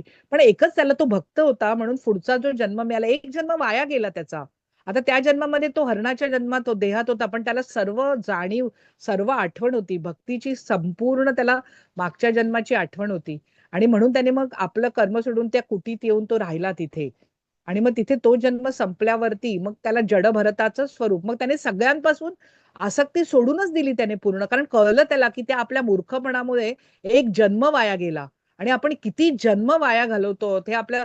म्हणून जागा व्हायची वेळ आहे. जसं अर्जुनाला सांगितलं की जागा हो, उत्तिष्ठ उत्तिष्ठ युद्धस्व, ते आपल्यासाठीच सांगितलेलं आहे. आपल्याला जागा व्हायला पाहिजे. आपण कुठल्या गोष्टीला महत्व देतोय ते लक्षात घ्यायला पाहिजे. ते जर आपल्याला शेवटच्या क्षणी आठवलं, आता ज्यांच्याकडे कुत्री मांजरी असतात आणि ते शेवटच्या क्षणी जर त्यांची आठवण आली, तर लक्षात घ्या त्यांचे देह आपल्याला पुढच्या जन्मात मिळू शकतात. म्हणून कशातही आसक्त व्हायचं नाहीये, आणि भगवंतांची भक्ती करायची की जेणेकरून शेवटी त्यांची आठवण होईल. आणि हिची गोष्ट आहे, असं नाही आता मग मनात विचारेल की एवढा मोठा भक्त आहे, मग त्याला कसं काय भरत राजाला मिळालं, असं नाहीये. त्यावेळी त्याला कृपा होती भगवंतांची की त्याला ती आठवण झाली, तो आसक्त झाला, आणि त्याच्यामुळे मग तो जो देह मिळाला त्यात तो राहिला तसंच काही न करता, कारण तो कर्मदेह नाहीये, कर्मयोनी नाहीये पशु पक्ष्यांचा देह. आणि मग परत त्याला जडभरताचा घेतला तेव्हा तो खूप शहाणा झाला होता. मग त्याने कशातच लक्ष दिलं नाही, तो जडवत पडून राहत असे. आणि त्या जन्मात त्या भरतराजाने मुक्ती प्राप्त करून घेतली. बघा, मुक्ती म्हणजे काय? शेवटी आपल्याला कोणालाही असं आवडत नाही. कोणाला बांधून टाकलेलं आवडतं का? अंधाऱ्या खोलीत टाकलेलं आवडतं का? पण आपण त्याच अवस्थेत आहोत. आपल्याला बांधलेलं आहे, आपल्याला साखळदंड लावलेले आहेत, पण आपल्याला त्याची कल्पनाच नाहीये. त्यामुळे आपण आनंदात हा संसार रस घेऊन जगतो आहोत. पण त्याच्या पलीकडेची भक्ती आहे, त्या भक्ती रस आहे. अमृतासारखी चव आहे. तो एकदा लागला एकदा त्याची चव चाखली की संसार रस मग तुच्छ वाटायला लागतो. आता एखाद्या माणसाने कधी भाकरी खाणाऱ्या गरीब माणसाने जेव्हा पंचपक्वान्न तो खाईल, तेव्हा त्याला कळेल ना की पंचपक्वान्नाची चव कशी असते. मग एकदा ती चव चाखली, मग त्या भाकरीची तेवढी हेल वाटत नाही. तसंच आहे ना, एकदा भक्ती रसाची चव चाखली की हा संसारी रस सगळा तुच्छ वाटायला लागतो. हरे कृष्ण माताजी. कोणी काय मेसेज केलाय? उपस्थिती लिंक संजना माताजी पाठवतील. तर ही भरत महाराजांची गोष्ट मी आता तुम्हाला सांगितली. पुढची स्लाइड माताजी. तस्मात् सर्वेषु कालेषु मामनुस्मरयुध्य च मय्यर्पित मनो बुद्धिर्मामे वैश्यस्य संशयः. म्हणून हे अर्जुना, तू सदैव माझे म्हणजे कृष्ण या रूपाचे. आता कृष्ण या शब्दाचा अर्थ काय आहे? तर कृष्ण हा संस्कृत शब्द आहे, कर्ष धातूपासून बनलाय. कर्ष म्हणजे आकर्षून घेणारे. ते आपल्या सर्वांना जीवात्म्यांना आकर्षून घेतात स्वतःकडे, म्हणून ते कृष्ण आहेत, म्हणून ते सर्वाकर्षक आहेत. कोटी मदनांना लाजवेल असं त्यांचं सौंदर्य आहे. त्यांची सुंदर बासरी आहे, ती पण सर्वांना ओढून घेते. त्यांचं सुंदर रूप आहे, त्यांच्या डोक्यात खोवलेलं मोरपीस आहे. त्यांची प्रत्येक गोष्ट तुम्ही बघा, सगळे मथुरावासी, वृंदावनवासी, सगळे गोप गडी, त्यांचे सगळे गोपाळ, सगळे त्यांच्याकडे आकर्षित व्हायचे. पशु पक्षी, गवताचं पात, प्रत्येक प्रत्येक जीवात्मा कुठल्याही देहात असो, त्यांच्याकडे ती शक्ती आहे सर्वांना आकर्षून घेण्याची. म्हणून जेव्हा ते आपल्याला आकर्षून घेतील, आपण इतके अडकलेलो आहोत, जेव्हा ते आकर्षण घेतील तेव्हाच आपण या संसारातनं बाहेर पडू शकतो. हे लक्षात ठेवायला पाहिजे. म्हणून माझ्या कृष्ण या रूपाचे स्मरण, आठवण करत राहा. त्याच वेळी आपल्या युद्धरूपी स्वधर्माचे आचरण करत राहा. बघा, स्वधर्माचं आचरण म्हटलं, युद्धरूपी स्वधर्म. आपली जी रोजची चाललेलं आहे, आपली रोजची जे ते युद्धच आहे, ते स्वधर्म आहे. आपल्या धर्माचं आचरण, जबाबदाऱ्या रोज आपलं ठरलेलं आहे गोष्टी. जो आपला व्यवसाय आहे किंवा घरासाठी जर गृहिणी जेवण करत असेल, भांडी घासत असेल, कपडे धुत असेल, घर आवरत असेल, कपड्याची घडी घालत असेल, हा सगळी आपल्या कुटुंबाकडे असलेली जबाबदारी आहे. ती झटकून चालणार नाही, त्याच्यापासून पळून चालणार नाहीये. त्याचं आचरण प्रामाणिकपणे आणि सेवा म्हणून केली पाहिजे. आणि जर आपल्या लक्षात आलं की चराचरामध्ये भगवान आहेत, त्या निर्जीव आपल्या कपड्यांमध्ये भगवान आहेत, आणि अशी अवस्था जेव्हा असेल तेव्हा ते कपडा पण आपण किती प्रेमाने उचलू, किती प्रेमाने घडी घालू आणि किती प्रेमाने ठेवू. म्हणून योगाची दुसरी व्याख्या कर्मसु कौशलम आहे. योग हा कर्मसु कौशलम. कर्मात कुशलता येते आपोआप, कारण आपण प्रत्येक कर्म भगवंतांसाठी करायला शिकतो. आपल्या कपड्याची घडी ती पण आपण सेवा म्हणून करतो. आपण लोकांसाठी, घरातल्यांसाठी बनवणारं जेवण, तीही सेवा असते. त्यांच्यासमोर दाखवून प्रसाद, तो नैवेद्य आपण प्रसाद म्हणून ग्रहण करतो. तर अशा रीतीने अख्खं जीवन भक्तिमय बनून जातं. म्हणून युद्धरूपी स्वधर्माचं आचरण करीत राहा. स्वतःची कर्मे मला अर्पण केल्याने आणि आपल्या मन तथा बुद्धीस माझ्या ठाई स्थिर केल्याने तुला निस्संदेह माझी प्राप्ती होईल. बघा, मनाला आणि बुद्धीला त्यांच्या ठाई स्थिर करायचंय. म्हणजे नेमकं काय करायचं? आता आपण हे सगळं वाचतो, पण आपल्या मनात काय प्रश्न येतो की आता बुद्धीला आणि मनाला कसं काय स्थिर करायचं? मन तर त्रिलोकामध्ये फिरून येतं, एका क्षणात ते अख्ख्या जगभर हिंडून येतं. भूतकाळातही फिरत असतं, भविष्य काळातले चिंता करत असतं, वर्तमान काळात ते कधीच नसतं, सतत ते फिरत असतं. मग अशा मनाला स्थिर कसं करायचं? तर मग स्थिर करण्यासाठी त्याला ओढून आणावं लागेल. त्याला आपल्या लक्षात जेव्हा येईल, मनातल्या विचारांकडे लक्ष द्यावं लागेल, आणि जेव्हा ते इकडे तिकडे फिरतंय हे लक्षात येईल, तेव्हा त्याला ओढून आणायचं. ह्याला प्रत्याहार म्हटलं जातं. आणि मग त्याला ओढून आणून एका ठिकाणी स्थिर करायचं, भगवंतांकडे स्थिर करायचं. आणि जेव्हा त्यांच्याकडे स्थिर करू तेव्हा फायदा काय आहे? तेव्हा तेही आपल्या शक्तीने आपल्याला ओढून घेतील. अन्यथा बऱ्याच ठिकाणी स्थिर केलं जातं. आपण दिव्यावर स्थिर करू शकतो, त्राटक आपल्या चक्रांवर पण ध्यान करतात, बिंदूवर ध्यान करतात, अनेक गोष्टींवर मनाला स्थिर करायचं करू शकतो आपण. त्याला धारणा म्हणतात. देशकाल चित्त बद्धस्य धारणा. म्हणजे मनाला ओढून आणल्यानंतर त्याला जागा द्यायला पाहिजे ना, कुठेतरी बसायला, कुठेतरी स्थिर केलं पाहिजे ना, म्हणून त्याला धारणा. आणि मग धारणा जेव्हा मग मन असं आहे ना, आपण रोज अभ्यास केला की त्या मनाला सुद्धा सवय होते. 21 दिवस गोष्ट केली की 22व्या दिवशी ते आपोआप येतं आणि आपोआप तुम्ही साधनाला बसलात की तुम्हाला जिथे स्थिर करायचं तिथे ते आपोआप बसायला लागतं. म्हणजे ही सवय अभ्यास आहे हा. आणि मग ते स्थिर होतं, मग ते स्थिर तिथे राहतं बराच वेळ. आणि मग ते स्थिर राहणं यालाच ध्यान म्हणतात. तैल धारेवत धारणा होते, म्हणजे तैलाच्या धारेसारखं जेव्हा ते मन स्थिर राहायला शिकतं तेव्हा त्याला ध्यान म्हटलं जातं. आणि मग समाधी अवस्था, बाह्य जगाचा विसर पडून जातो. आणि हेच आहे की हे सगळं अष्टांग योगामध्ये, पण अष्टांग योगामध्ये जेव्हा नुसता अष्टांग योग म्हणून आपण करतो तेव्हा काही संपूर्णत्वाची प्राप्ती होत नाही. याचं कारण काय आहे? कारण तिथे आपण बिंदूवर ध्यान करतो, चक्रावर ध्यान करतो, बाह्य गोष्टींवर ध्यान करतो, तिथे त्या मनाला स्थिर करायचा प्रयत्न करतो. पण जेव्हा ते आपण भगवंतांशी जोडतो, जेव्हा भगवंतांवर ध्यान करतो तेव्हा काय होतं? तो बिंदू आपल्याला खेचून घेत नाही, ते ज्योती आपल्याला खेचून घेऊ शकत नाही, किंवा ती चक्रामधली शक्ती होईल जागी. पण भगवंतांवर ध्यान केलं की ते आपल्याला खेचून घेतात, त्यांची शक्ती आपली मदत करते. त्यामुळे आपल्याला जे अगदी कठीण कार्य वाटत असतं ते एकदम सोपं होऊन जातं, कारण आपल्या शक्तीची तेवढं सामर्थ्य नाहीये. म्हणून माझ्या ठायी स्थिर केल्याने, स्थिर केलं की काय होतं की 24 तास आठवण राहिली पाहिजे. 24 तास आणि अख्खा आठवडा 24/7 जेव्हा आपल्याला त्यांची आठवण होते, त्याचा अर्थ आपल्या मनामध्ये ते स्थिर झालेले आहेत, आपल्या बुद्धीमध्ये ते स्थिर झालंय, ते ज्ञान स्थिर झालेलं आहे, किंवा त्यांची आठवण स्थिर झाली आहे. हे एका क्षणात नाही प्राप्त होऊ शकत, त्याला अभ्यास लागतो. आणि ते आपोआप होतं, कारण गोडी निर्माण होते, आवड निर्माण होते. परमार्थ आवडीचा आहे, कोणी जबरदस्तीने मारून मुटकून तुमच्याकडनं करून घेऊ शकत नाही. ते आपोआप आतून यावा लागतो, ती आतून अनुभूती येते. तुम्हाला आपल्याला पटलं तरच तुम्ही करता. तुम्हाला कोणी 10 वेळा सांगितलं ना तरी तुम्हाला जोपर्यंत स्वतःला पटत नाही ना तोपर्यंत तुम्ही करणार नाही. आणि तोपर्यंत तुम्हाला आवडत नाही, तुमचं मन रमत नाही त्याच्यात, तोपर्यंत ते कधीही होऊ शकत नाही. म्हणून बघा, आपल्याला लक्षात येतं अध्यात्म कसं आहे, तिथे इतके मार्ग सांगितलेत, प्रत्येकाच्या आवडीचा मार्ग सांगितलाय. कारण तो आवडीने घ्यायचा आहे आणि तो पुढे चालायचा आहे. म्हणून जिथे आपली आवड असते, जिथे आपलं मन रमतं, ते आपण पुन्हा पुन्हा करायला प्रवृत्त होतो. एखादी सिरियल आवडते तेव्हा आपल्या मनात उत्कंठा असते, उद्या पण बघायची आहे. मग त्यावेळी आपण आपसूक जाऊन टीव्ही समोर बसतो. अध्यात्माचंही तसंच आहे, कारण आपलं मन तिथे रमलंय. जर आपल्याला अध्यात्मात मन रमेल, जेव्हा आवडीने करायला लागू, तेव्हा आपोआपच आपल्याला आठवण होईल भगवंतांची, आपोआपच आपल्याला लेक्चरची आठवण होईल, आपोआपच आपण आपसूक येऊन आपल्या फोनचा बरोबर फोन समोर बसून ते लेक्चर अटेंड करू. तर हे सगळं आवडीचा भाग आहे, अध्यात्म आवडीचं आहे.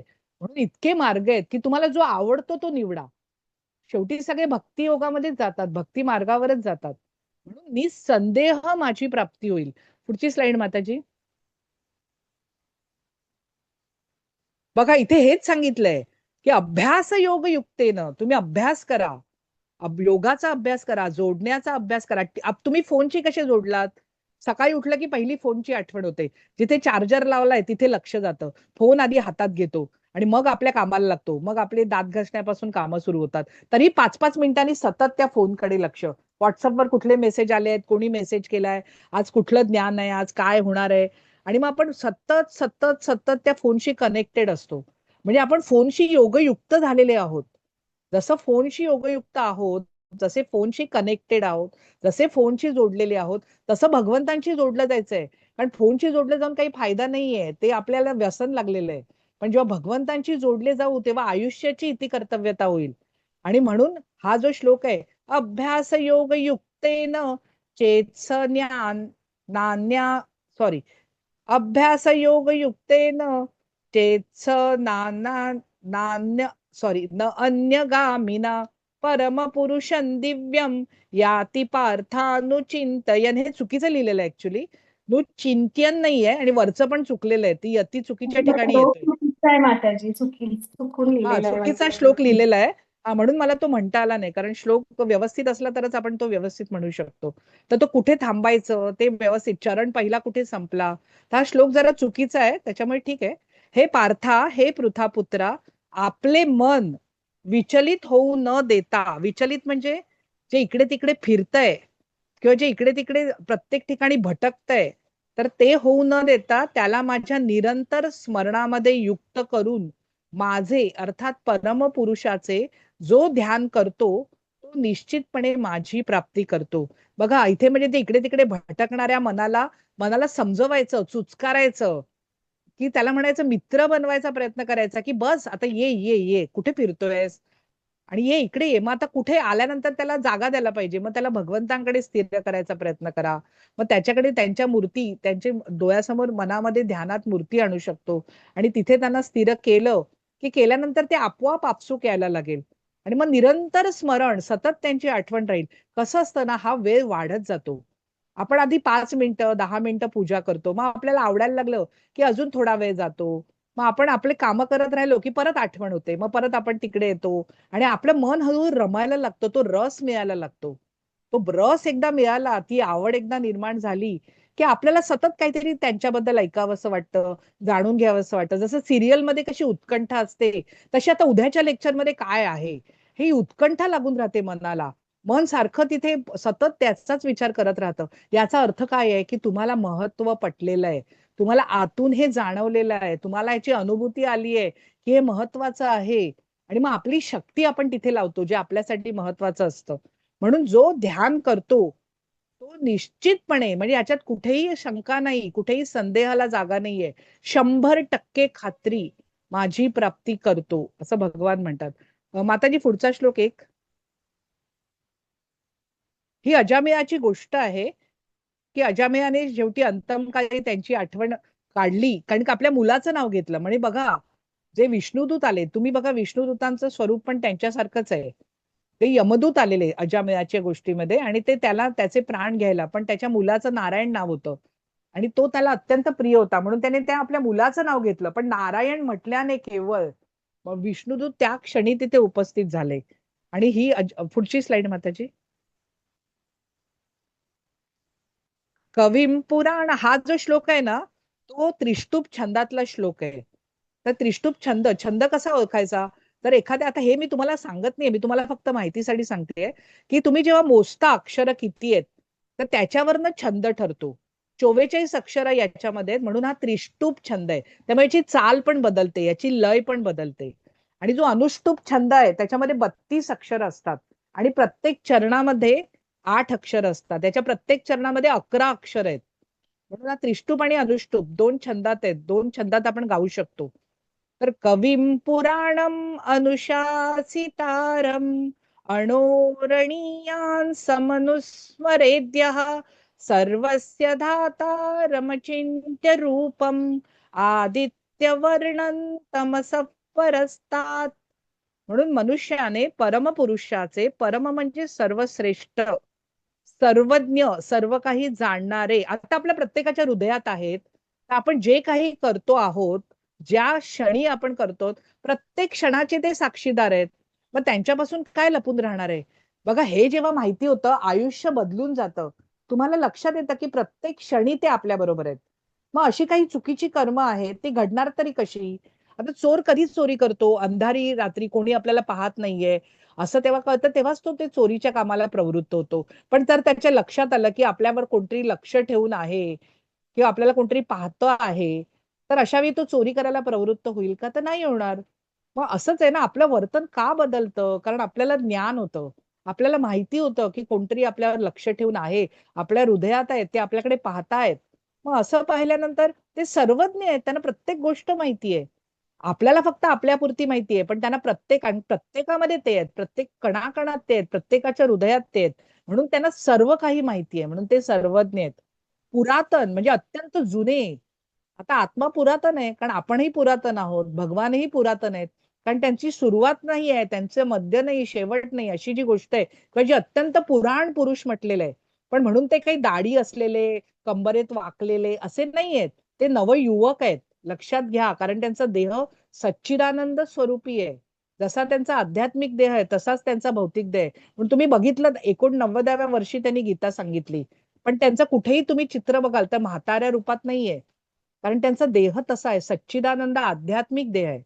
आणि म्हणून ते पुरातन आहेत, पुराण पुरुष आहेत, सर्वात म्हातारे ते आहेत खरं म्हटलं तर. पण तरीही, आणि नियंता, सगळ्यांचे नियंत्रक सगळं काही त्यांच्या नियंत्रणाखाली आहे. अणुपेक्षाही सूक्ष्म, कारण अणुमध्ये पण समाविष्ट झालेत. तुम्ही बघा, हे आजच्या मॉडर्न सायन्सने पण सिद्ध केलंय. तुम्ही जर एक अणू घेतला तर त्या 3 गोष्टी आहेत. एक आहे इलेक्ट्रॉन, प्रोटॉन आणि न्यूट्रॉन, आणि जागा आहे. त्याच्यातही तुम्ही बघाल तर गती आहे, त्याच्यातही स्पंद आहे, त्याच्यातही हालचाल आहे. 3 सत्व रज तम सर्वत्र आहे, जिथे जिथे व्यक्तीकरण आहे. तर हे सगळं आधुनिक विज्ञानाने सिद्ध केलेली गोष्ट आहे. पण ते अणुपेक्षाही सूक्ष्म आहेत, कारण ते कणाकणात सामावलेले आहेत. सर्व गोष्टींचे पालन करतात, आपलं पालन पोषण ते करतात. आपल्याला वाटतं आपण जातो, आपण ऑफिसमध्ये जातो, पैसे कमवतो, आणि मग आपण आपलं कुटुंबाचं आणि आपलं पालन पोषण करतोय. तर तसं नाहीये. प्रत्येक गोष्ट ही त्यांच्यामुळे मिळाली. जर धान्य पिकलंच नाही, पाऊस पडलाच नाही, जर का दुष्काळ झाला, तर आपण खाणार पिणार काय, जगणार कसे? प्रत्येक गोष्ट ही आपल्याला त्यांच्या कृपेने, देवी देवता हा सगळा कारभार चालवतायत, वरुण देवता पाऊस पाडतेय, इंद्र देवता सगळं संचालन करतेय, म्हणून प्राप्त होतंय. आणि सर्व भौतिक कल्पनांच्या पलीकडे आहेत ते. आपण त्यांच्याबद्दल कल्पनाच करू शकत नाहीत, कारण ते असेही आहेत आणि ते तसेही आहेत. ते सगळ्यांसाठी समानही आहेत आणि सर्व भक्तासाठी पार्शलही आहेत.